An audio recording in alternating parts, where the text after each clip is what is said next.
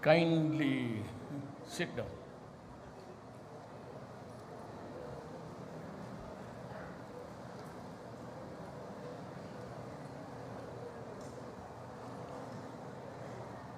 The Executive Secretary Salvador Medialdia, Justice Secretary Minardo Guevara, and the other members of the Cabinet, House Speaker Alan Peter Cayetano, and the other honorable members of the House of Representatives, Senator Bongo, Manila International Airport Authority General Manager Eddie Monreal, the officials of the Armed Forces of the Philippines and the Philippine National Police, our local and elected government officials who are here with us this afternoon, this evening, mga kababayan.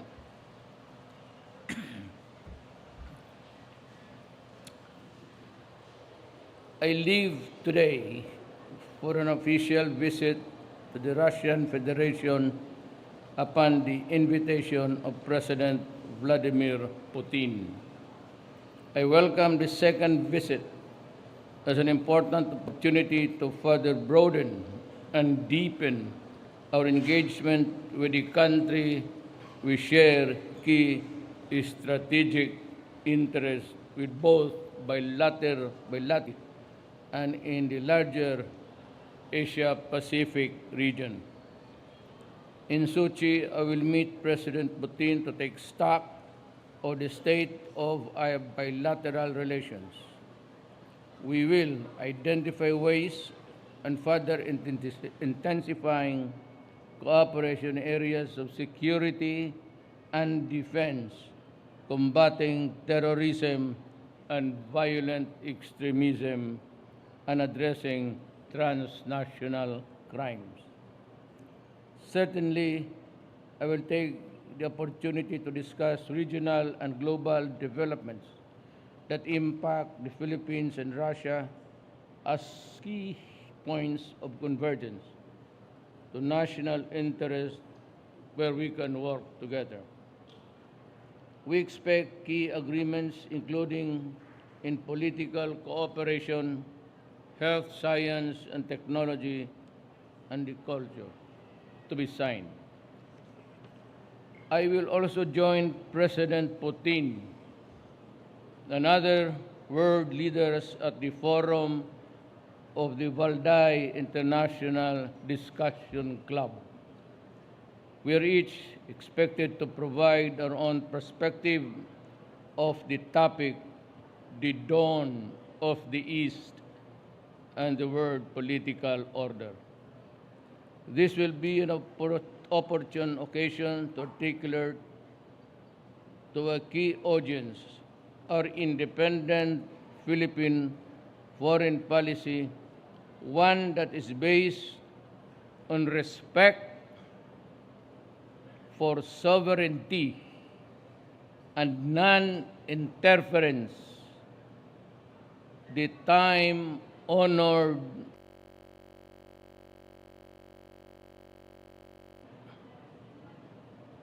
principles of international law.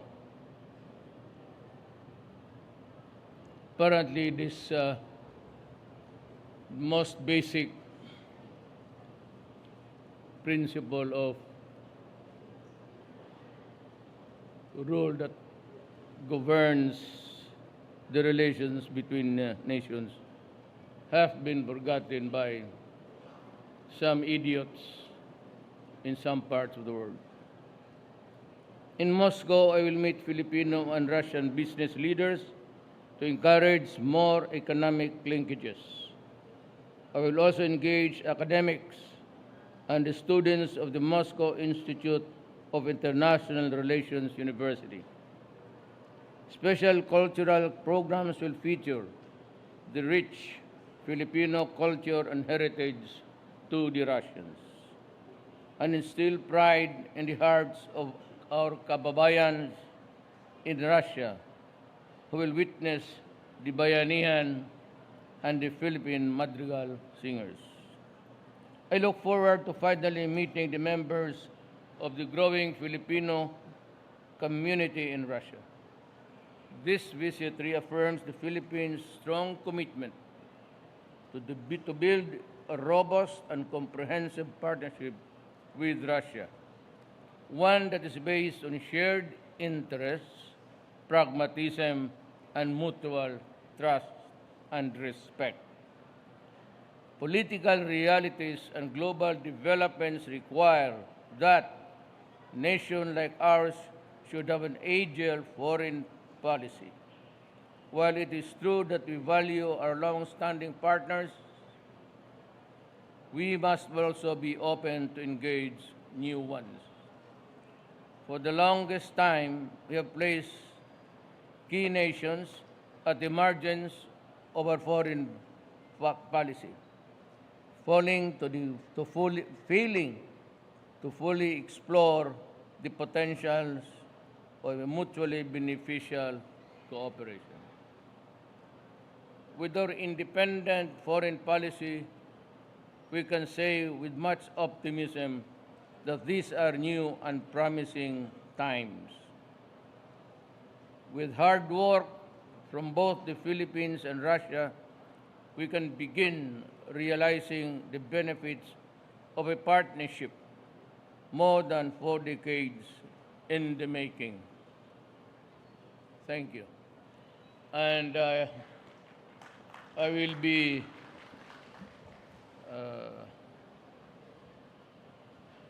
Two questions, Mr. President. I can take a few questions from the media. Mr. Joseph Morong of GMA7. Sir, good evening po. Joseph sa GMA7. Sir, I'm sure with regard to, with due respect, Chief Albayalde, I'm sure you've been apprised of what happened in the Senate investigation on the Ninja Cops, and you've talked to both General Magalong and General Albayalde. First, maybe you know your thoughts about Chief Albayalde. I have many thoughts from both sources, newspaper, gossips, chismis, everything. So, nauna ang Senate. In obedience to the separation of powers and respect for each other's department, I should allow the Senate to complete its investigation. Then, if it is sent to me, I do not have the investigators in my office. Ang tao ko lang sa office of the apat lang. Tatlong babae, isang major, 2 lieutenants, and of course my aides. For the Army, Navy, may isa ako. Yan lang ang staff ko. I do not do investigations.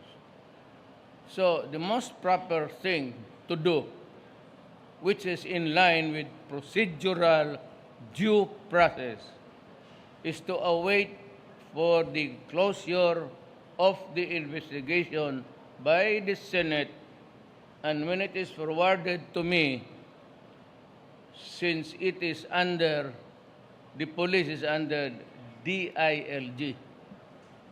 It's a bureau under Secretary Anyo. So I will forward it to him, give him a specific period to complete his investigation. Not so short, not too long, but a period of time that is comfortable if he needs to call people. But all he has to do is to review. And if he needs to conduct altogether another investigation, he can do so. We are not totally bound by the investigation of other departments. Though I would say that most of the testimony or declarations given in the Senate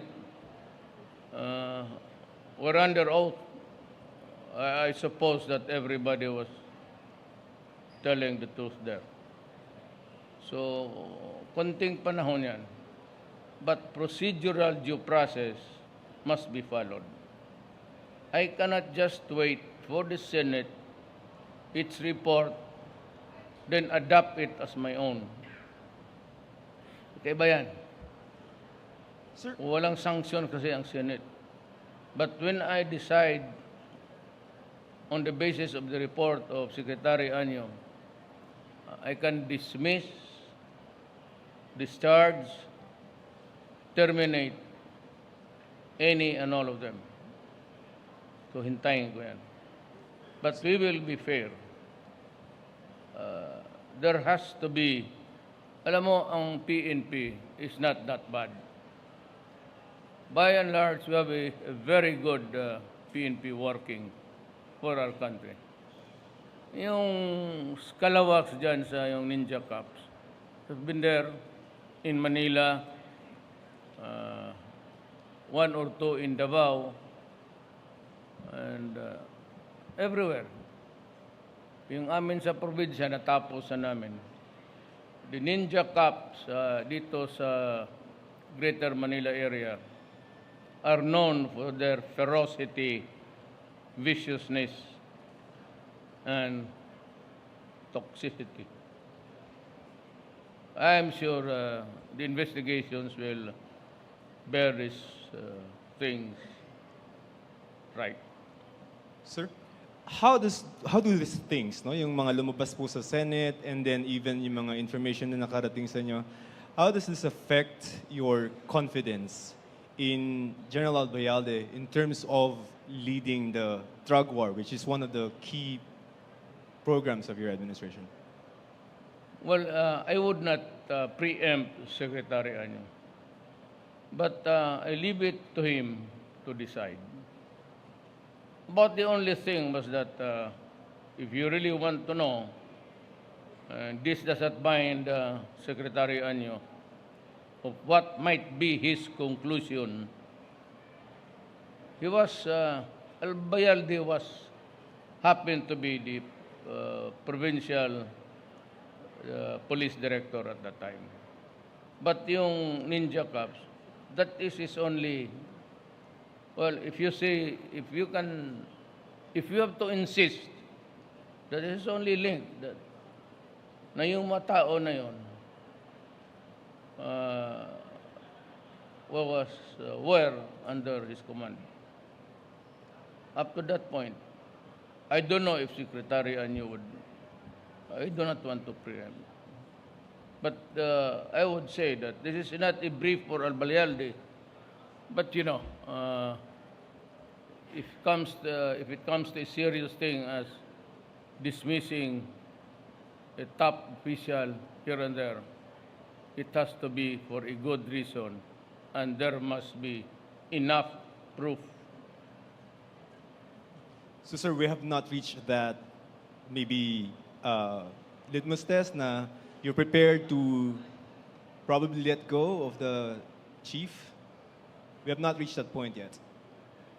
No, I will. Wait for it. Our emotions, our disappointments and anger do not come to play in investigations. Anyo, I'm sure, would be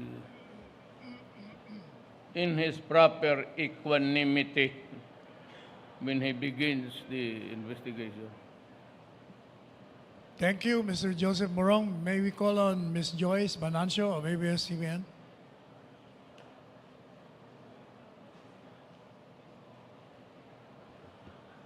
Good evening, Mr. President. Mr. President, what is your take or how are you taking yung proposed bill of U.S. senators proposing for the ban of Philippine officials who are involved in the detention of Senator Laila de Lima? I have the best adjective for that. Pero at this time,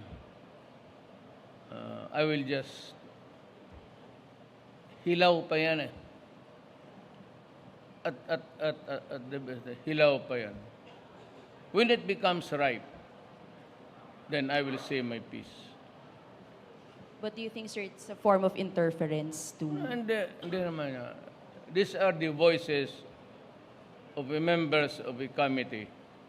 And if the committee will report the resolution to the plenary, and the plenary would adopt or join them, and that would be the act of Congress. I do not deal individually with the congressman or senators there.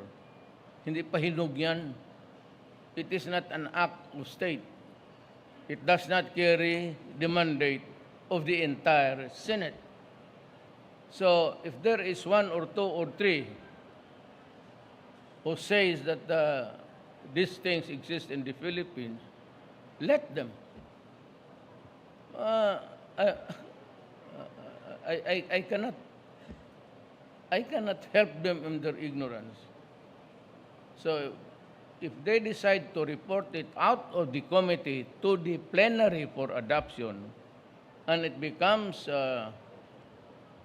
it is now ripe, it becomes a matter now between two states, then that is the time maybe the State Department or Trump and I will have to talk.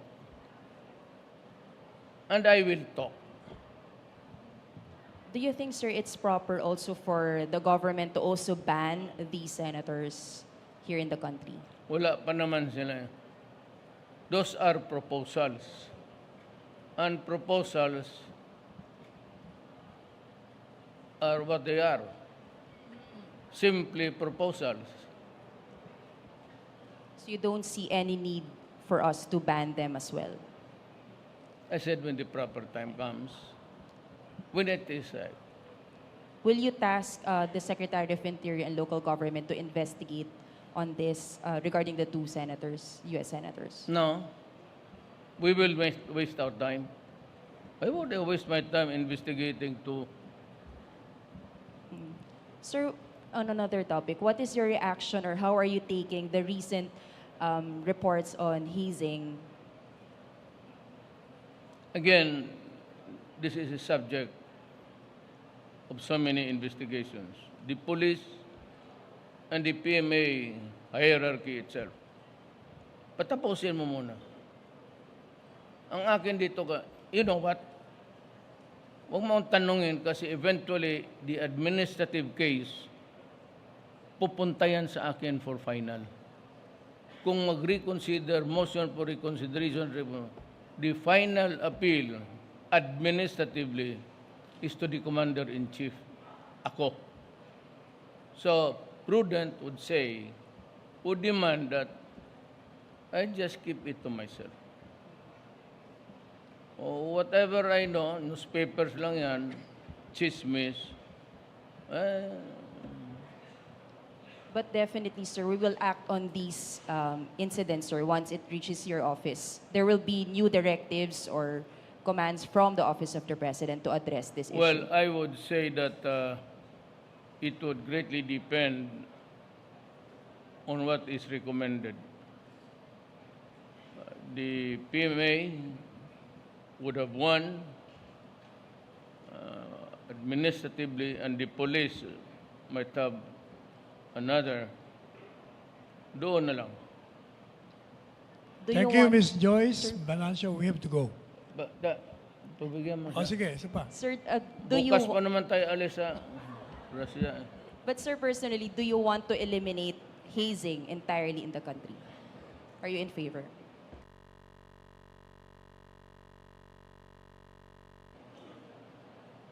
Or is Alam even mo- possible ba, sir? Alam mo, ma'am, I don't know what, but that is a permanent insanity sa mga ganon.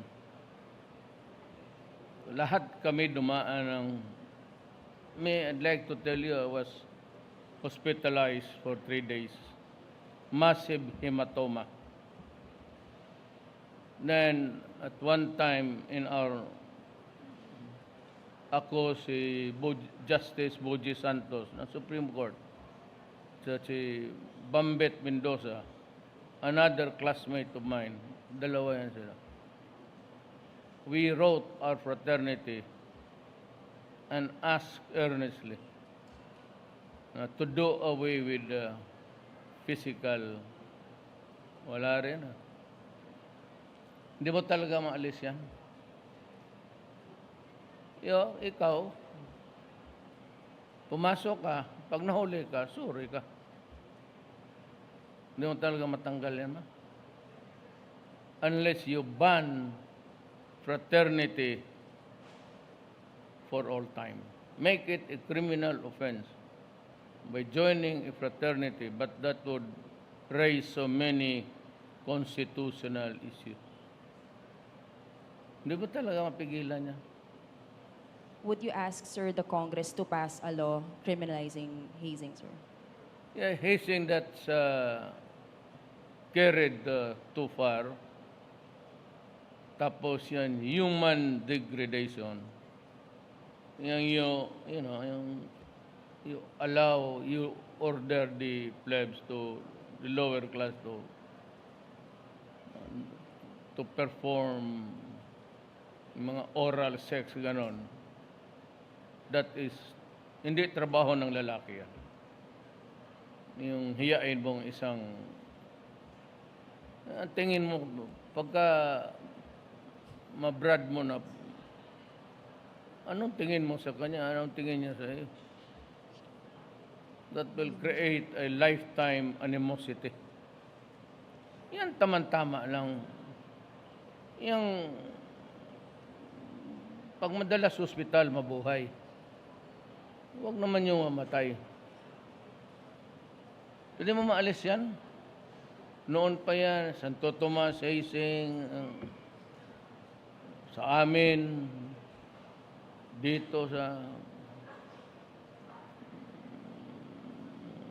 record kami, 3. In the years that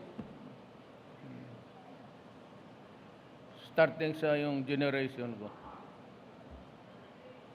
Prangka-prangka na, hindi mo maalis yan.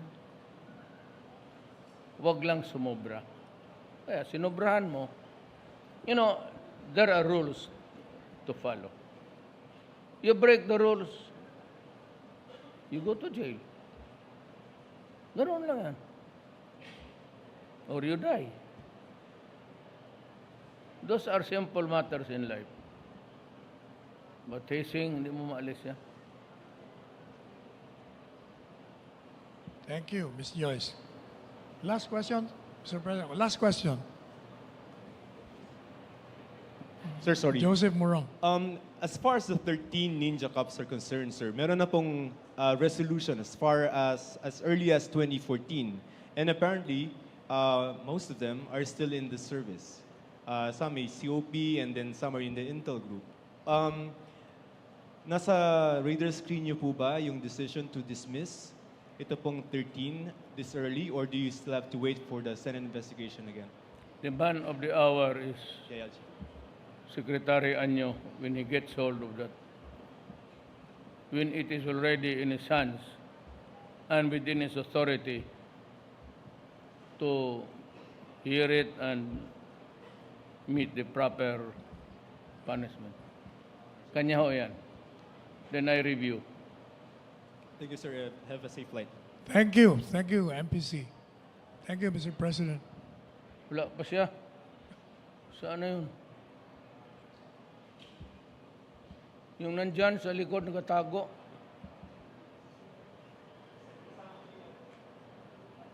Shh, saan ka?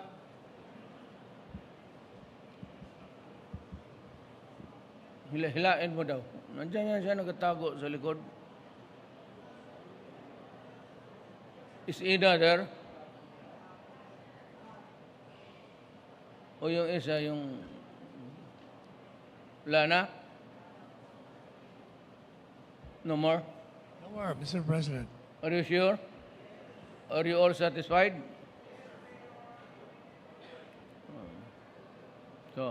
So from now on, do not look at me, please. Look at Secretary Anyo, the handsome boy of the ILG.